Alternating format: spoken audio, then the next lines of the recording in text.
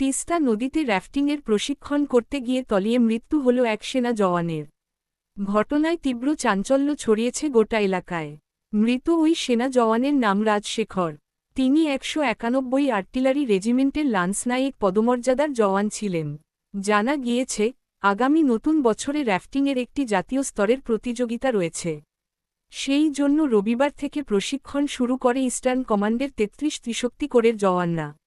সোমবার র্যাফটিংয়ের জন্য তিস্তায় নামে সেনা জওয়ানের একটি দল। সিকিমের বারদাং থেকে তিস্তা নদীতে র্যাফটিং করতে করতে নামে ওই জওয়ানদের দলটি। র্যাফটিং করতে করতে তারা বাংলা সিকিম সীমান্ত তারখোলা পর্যন্ত পৌঁছে যান তারা।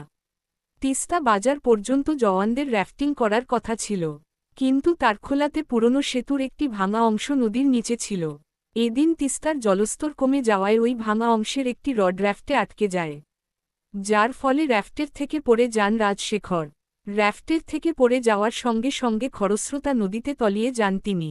সঙ্গে সঙ্গে তার জন্য তল্লাশি শুরু করে জওয়ানরা। তল্লাশির জন্য নামানো হয় অতিরিক্ত আরও একটি র্যাফ, কিন্তু দেহ মিললেও তিস্তার স্রোতের কারণে উদ্ধারকাজে সমস্যা তৈরি হয়। দুটি র্যাফ মিলে তল্লাশি চালানোর পর দেহ উদ্ধার হয় ওই জওয়ানের। পরে তারখোলার লোহার সেতুর থেকে দড়ি দিয়ে র্যাফ দুটিকে আটকে উদ্ধার কাজ শুরু হয়। উদ্ধারের পর সেনাকে সিপিআর দেওয়া হলেও কোন লাভ হয়নি।